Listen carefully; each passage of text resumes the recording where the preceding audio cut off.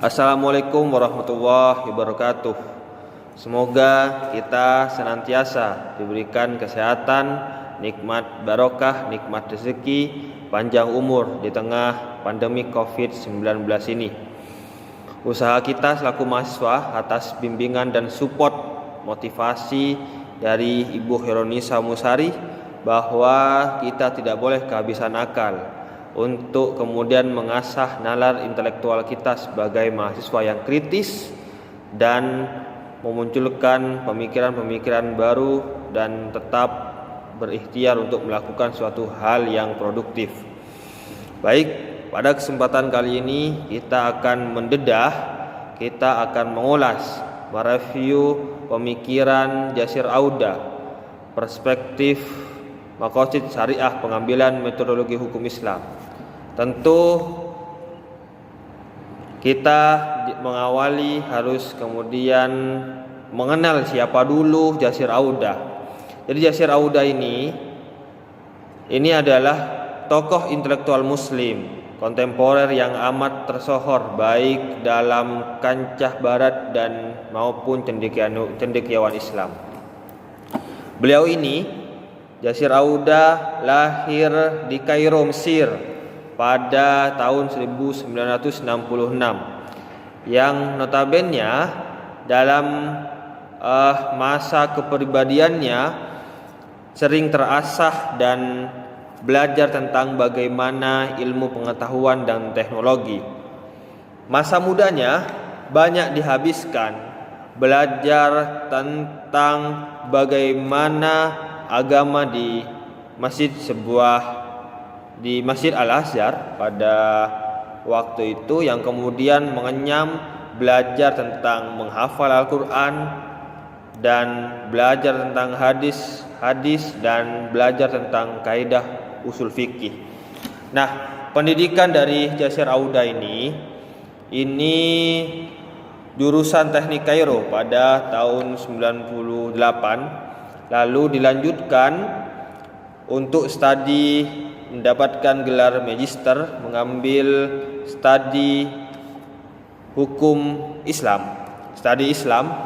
Ini kemudian merekonstruksi pikiran-pikiran Yasir Auda dalam mengembangkan metodologi hukum Islam, yang kemudian metodologi hukum Islam ini akan berujung atau berwujud pada sebuah keadilan, mengedepankan nilai-nilai kemanusiaan, mengedepankan nilai persaudaraan, dan berada di garda terdepan untuk bicara tentang hak asasi manusia. Telah banyak tawaran dan konsepnya yang ditawarkan Yasir Auda bukan hanya menjadikan Maqasid Syariah ini dalam jalanan saja, tapi bagaimana menjadikan Maqasid Syariah sebagai tujuan produk pengambilan metodologi hukum dalam Islam. Ini yang menarik. Dan kemudian Yasir Auda berupaya ekstra berjihad untuk menata ulang, merekonstruksi, mengintegralisasi dalam membungkus konsepsi sebagai nilai guna mengoreksi dan menganalisa pengambilan metodologi hukum ini, agar kemudian kita mendapatkan peningkatan intelektual, membangun sumber daya manusia, utamanya umat Islam, membangun peradaban dunia yang menjulang tinggi, cerah, dan maju. Baik, saya Faiz Fazilhana. Saya akan melanjutkan paparan dari saudara Bajuri. Di sini saya akan mengulas sedikit tentang rekonstruksi Maqasid Syariah menurut Yasir Auda. Kajian usul fikih menempatkan konsep Maqasid Syariah pada posisi yang penting. Mengapa? Karena Maqasid Syariah membahas tentang tujuan penetapan hukum dalam agama Islam. Maqasid Syariah yang ditetapkan oleh Allah dapat ditelusuri melalui dua sumber. Yang pertama, melalui Al-Quran dan As-Sunnah, yang merupakan sumber otoritatif dalam istinbat al-ahkam, dan yang kedua melalui akal. Untuk mengetahui Maqasid Syariah melalui Al-Quran dan As-Sunnah dapat dilakukan dengan 4 cara. Cara yang pertama melalui ibarah an-nas, makna eksplisit. Yang kedua isyarah an-nas, makna tersirat. Yang ketiga dalalah an-nas, makna yang tersimpul, dan yang terakhir iqtida an-nas, makna yang dihendaki. Sedangkan untuk mengetahui maqasid syariah melalui akal dapat melalui ijma' atau qiyas yang disepakati. Bisa juga melalui maslahah mustalah, urf, syad adhariyah, madhab sahabi, istihsan, istishab. Nah, aneka sumber hukum tersebut menunjukkan ragam aktivitas intelektual yang mungkin dilakukan dalam proses istinbat al-ahkam. Dalam buku Maqasid Asy-Syariah as Philosophy of Law, a System Approach, Jasar Auda mengartikan maqasid pada 4 arti. Yang pertama, hikmah di balik suatu hukum. Yang kedua, tujuan akhir yang baik yang akan dicapai oleh hukum. Yang ketiga, kelompok tujuan ilahiyah dan konsep moral yang menjadi basis hukum. Dan yang keempat, masalih. Dalam konsep maqasid yang ditawarkan oleh Jasar Auda, nilai dan prinsip kemanusiaan menjadi pokok paling utama. Bahkan Jasar Auda berusaha mengkonstruk ulang maqasid asy-syariah yang lama yang bersifat protection and prevention menjadi maqasid asy-syariah yang mengacu pada development and right. Perubahan paradigma dari teori maqasid syariah yang lama ke teori maqasid syariah yang baru terletak pada titik tekan keduanya, di mana maqasid syariah yang lama lebih menekankan pada protection prevention, perlindungan dan penjagaannya, sedangkan maqasid syariah yang baru lebih menekankan kepada development and right, pembangunan, pengembangan, dan hak-hak. Dalam pengembangan maqasid syariah di era baru ini, Jasar Auda mengajukan human development sebagai ekspresi obsesinya dan target utama dari masalah masa kini. Masalah inilah yang mestinya menjadi sasaran dari maqasid syariah untuk direalisasikan melalui hukum Islam.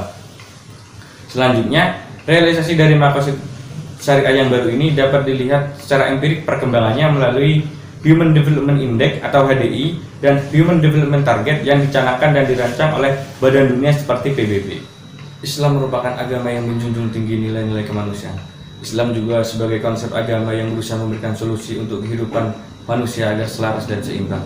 Hal inilah yang berusaha diangkat oleh Jasar Auda, bagaimana sebuah konsep dapat mengatur irama kehidupan umat Islam agar berjalan sesuai dengan aturan dan bermanfaat bagi manusia. Saya Muhammad Zainul Azizi akan melanjutkan paparan dari saudara Baijuri dan saudara Faiz Faizulanan. Pada sini saya akan menjelaskan tentang pemikiran Jasar Auda dari segi filosofis tentang hukum Islam. Jasar Auda terlebih dahulu mengawali analisisnya dengan mengidentifikasi pergeseran paradigma dari teleologis, kausalitas hingga postmodernis, yang semua itu membahas tentang rasionalitas, yang dalam hal ini adalah rasionalitas hukum Islam yang dikembangkan oleh pemikir-pemikir sebelum Jasar Auda. Kemudian Jasar Auda mengetengahkan sebuah metodologi analisis baru yang ia sebut dengan Islamic System Philosophy untuk mengembangkan hukum Islam. Auda berpendapat bahwa untuk memperbarui bukti-bukti kesempurnaan ciptaan Tuhan termasuk hukum Islam, ia mengajukan pendekatan sistem dari argumentasi sebelumnya yang didasarkan pada hukum kausalitas. Pendekatan sistem merupakan pendekatan menyeluruh holistic approach yang berhubungan dengan suatu entitas dengan keseluruhan sistem, dan masing-masing sistem terdiri dari sejumlah subsistem. Selanjutnya, menurut Jasar Auda, pendekatan sistem itu ada 6 elemen yang harus terintegrasi satu sama lain. Yang pertama adalah pemahaman dasar, cognitive nature. Menurut Jasar Auda, dalil nas itu bersifat samawi, namun pemahaman manusia tentang dalil nas tersebut yang menghasilkan sebuah hukum melalui penalaran kritis, ijtihad yang mendalam, itu bersifat relatif, dan hasil ijtihadnya harus bersifat rasional. Inilah yang kemudian menurut Jasar Auda harus diteliti secara benar. Yang kedua adalah oneness, yaitu hukum Islam yang menyeluruh. Pendekatan holistik dalam hukum Islam kontemporer adalah suatu hal yang mutlak. Jika hanya didasarkan pada ilat, fikih akan bersifat parsial. Pendekatan linguistik atau mistik tidak dimungkinkan untuk menjawab persoalan hukum. Dengan demikian, pendekatan universalitas muqasyid dan prinsip-prinsip dasar filsafat hukum Islam menjadi penting dipahami oleh fakih modern. Jadi hukum Islam yang menyeluruh memiliki ciri-ciri berikut. Yang pertama, utuh, tidak memahami Al-Quran sepotong-potong, tidak parsial, ada hubungan antara part dan whole. Yang kedua, ada prinsip-prinsip dasar, ada nilai-nilai fundamental, selain jabaran nilai-nilai tersebut dalam alam praksis. Yang ketiga, nilai fundamental seperti indah, adil, cinta, kasih sayang tidak dapat mengalahkan konflik-konflik sosial berdasarkan ras, kulit, agama sekalipun. Yang ketiga adalah openness atau keterbukaan. Agar hukum Islam itu tetap hidup, maka harus dipahami bahwa fikih itu bukan harga mati. Ia tetap harus bersifat inklusif atau terbuka. Prinsip keterbukaan ini berarti harus menerima pembaharuan. Dua hal yang perlu ditekankan. Yang pertama, mengubah cara pandang. Terus yang kedua adalah membuka diri terhadap filsafat yang digunakan sebagai mekanisme pemikiran pembaruan sistem hukum Islam. Yang keempat adalah keterikatan hierarki. Fikih tidak hanya dibangun dari pemikiran ulama klasik semata, tapi juga berarti tidak lepas dari historisitas pemikiran ulama klasik. Artinya, pemikiran keilmuan fikih tidak bisa berdiri sendiri. Pemikiran fikih merupakan elektrika antara turus dan tajdid yang memadukan antara hadratul nas, hadratul ilmi, hadratul falsafah. Fikih dan disiplin ilmu lainnya tidak bisa isolated, artinya terpisah, melainkan integrated, artinya terintegrasi satu sama lain. Yang kelima adalah multidimensi. Fikih tidak bisa hanya didekati dengan satu dimensi saja atau satu dalil saja. Dalam konteks ini, tarjih, talfik, jam'u atau taufik sangat mungkin digunakan dalam rangka mendapatkan putusan hukum yang solutif. Pendekatan ini membuka pintu masuknya perbandingan fikih dalam Pendekatan ini membuka pintu masuknya perbandingan fikih dalam fikih kontemporer. Setidaknya menurut Cisrauda ada beberapa ciri-ciri khusus tentang multidimensi hukum Islam ini. Yang pertama adalah ada spectrum of certainty. Yang kedua, bukan sekedar binary opposition qat'i dan dhonni, tapi ada spectrum of certainty. Yang ketiga adalah the principle of certainty yang didukung oleh bukti dan satu pendukung, the principle of evidentialism. Yang keempat adalah ada qat'iyat ad-dhalalah, ada qat'iyat al-thubut, dan ada qat'iyat al-mantiqi. Yang keenam adalah purposefulness, orientasi sasaran, goal, dan tujuan. Purposefulness merupakan ciri inti dalam teori sistem. Namun keduanya memiliki arti yang berbeda. Yang pertama, goal seeking system atau orientasi sasaran. Secara mekanik menghasilkan makna yang sama dari lingkungan yang sama, sehingga tidak ada pilihan menggeser makna itu dalam mencapai tujuan. Sedangkan purposefulness atau tujuan itu adalah hasil yang sama dengan jalan yang berbeda dan lingkungan yang sama, atau hasil yang sama dengan jalan yang sama dan lingkungan yang berbeda. Jadi di sini mempunyai beberapa perbedaan baik dari jalan yang digunakan atau lingkungan yang tidak sama. Maka dari itu, Cisrauda kemudian menawarkan pendekatan integratif holistik. Gambar di samping menjelaskan beberapa hal. Yang pertama, nas dan realitas dibaca dengan pendekatan elektik dialektik antara pendekatan klasik dan pendekatan kontemporer yang berorientasi pada muqasidus syariah. Yang kedua, integrasi nas dan realitas menjadi frame of thinking dari setiap disiplin keilmuan Islam, mulai dari fikih, tafsir, tasawuf, dan teologi. Yang ketiga, dilakukan philosophical clarification berbasis muqasid sehingga mampu melahirkan produk pemikiran dan pengetahuan baru yang memiliki karakteristik humanis, ekologis, responsif, adaptif, dan inklusif progresif sesuai tuntutan zaman. Maka dari itu, mujtahid dituntut untuk memahami teks secara komprehensif. Selain itu, mujtahid juga dituntut untuk memiliki 3 kesadaran. Yang pertama, kesadaran historis, yang kedua, kesadaran teoritis, dan yang terakhir, kesadaran praktis. Baik, di sini saya Novilia Aisyah akan melanjutkan pemaparan dari rekan-rekan saya sebelumnya yang telah membahas mengenai biografi tokoh, kemudian membahas mengenai pemikiran metodologi hukum Islam dan juga filosofi hukum Islam. Saya di sini akan membahas mengenai bagaimana perkembangan maqasid syariah dihadapkan pada tantangan modernitas seperti sekarang ini.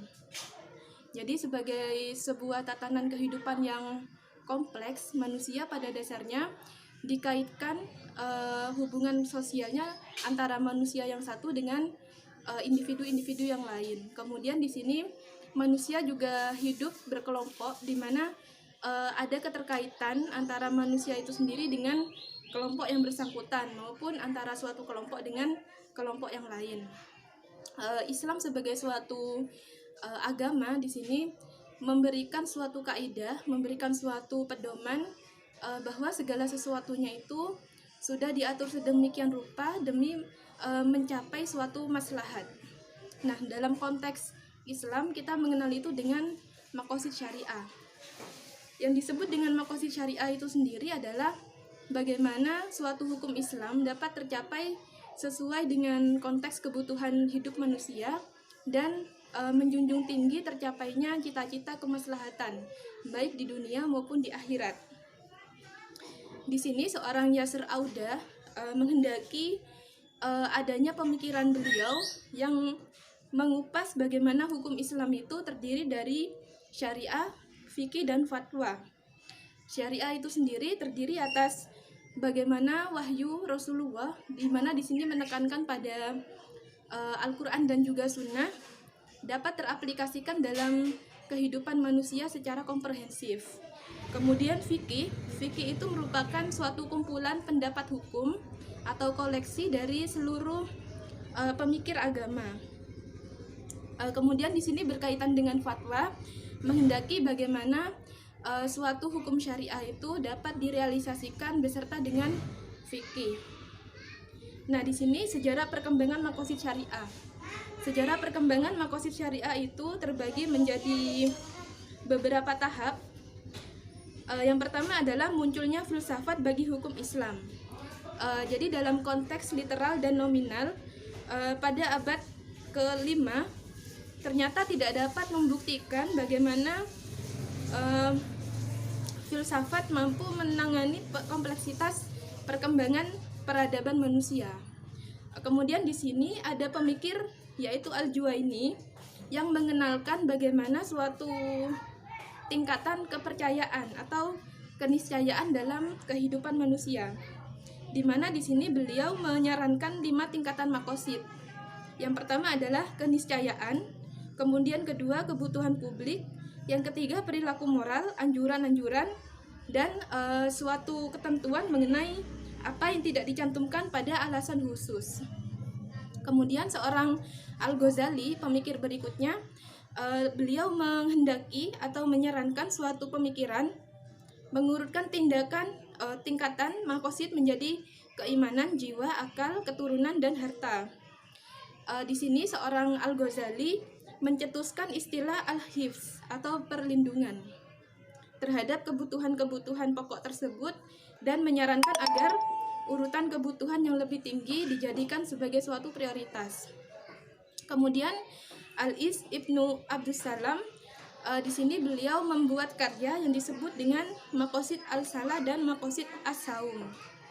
Kemudian tokoh Syihab al-Din al-Qarafi, di sini beliau melakukan suatu diferensiasi antara jenis-jenis perbuatan Nabi berdasarkan maksud atau niat beliau. Jadi beliau ini merepresentasikan bagaimana maksud atau niat dari seorang aktivitas yang dilakukan Nabi sesuai dengan kapasitasnya itu. Misalkan sabda Nabi yang berkaitan dengan hukum-hukum maka dijadikan sebagai suatu kaidah atau hukum yang bersifat umum. Melainkan pada hal yang bersifat dengan militer atau hal-hal yang berkaitan dengan kehidupan berbangsa dan bernegara, maka itu dikaitkan dengan kapasitas beliau sebagai seorang pemimpin.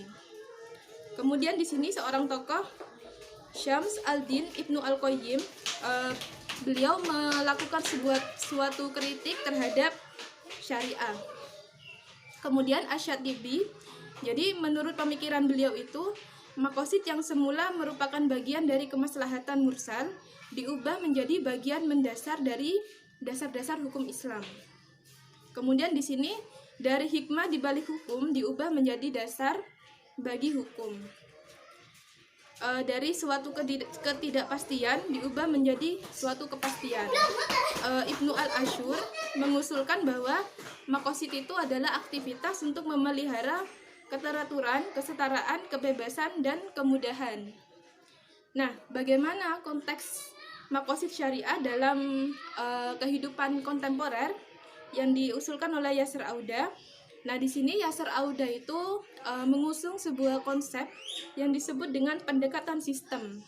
Jadi, pendekatan sistem itu merupakan teori hukum Islam yang digunakan sebagai pendekatan di dalam menjawab pertanyaan-pertanyaan mendasar dalam usul fikih dan menjawab peran makosid syariah dalam kehidupan sehari-hari. Pendekatan sistem di sini meliputi yang pertama, menuju validasi seluruh kognisi, kemudian menuju holisme atau kesatuan, kemudian menuju keterbukaan dan pembaruan diri, kemudian menuju usul fikih yang berperspektif multidimensional, dan menuju kebermaksudan. Jadi, pendekatan makosid syariah yang diusulkan oleh Yasser Auda pada dasarnya membahas bagaimana persoalan yuridis pada tataran filosofis yang lebih tinggi sehingga melampaui perbedaan historis terkait politik antara mazhab-mazhab fikih dan mendorong pada budaya konsiliasi dan untuk mencapai suatu keharmonisan. Nah, kemudian terkait dengan makosid syariah dalam aspek kontemporer.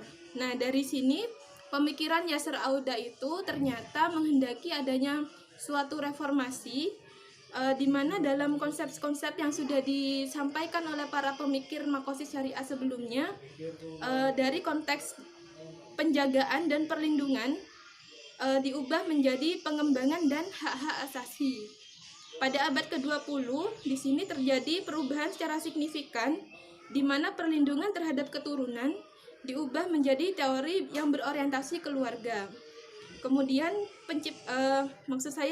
perlindungan terhadap akal, di mana konsep sebelumnya yang menghendaki agar manusia tidak mengonsumsi minuman keras, di sini diubah menjadi bagaimana agar memasukkan pengembangan pemikiran ilmiah, perjalanan menuntut ilmu, dan juga melawan mentalitas taklid, serta mencegah tenaga ahli pergi ke luar negeri. Kemudian perlindungan kehormatan yang lebih merujuk pada konsep bagaimana perlindungan terhadap hak-hak asasi manusia. Kemudian perlindungan agama dan bagaimana penekanan terhadap pembangunan SDM atau sumber daya manusia sebagai suatu prioritas. Jadi dapat ditarik kesimpulan bahwa relevansi makosid syariah dalam kehidupan sehari-hari itu dapat dikembangkan dengan yang pertama, optimalisasi terhadap perlindungan hak asasi manusia di seluruh dunia berdasar pada prinsip-prinsip syariah. Kemudian yang kedua, meningkatkan kualitas sumber daya manusia berdasarkan pada iman dan takwa. Kemudian yang ketiga, menjadikan Islam dapat diterima secara terbuka.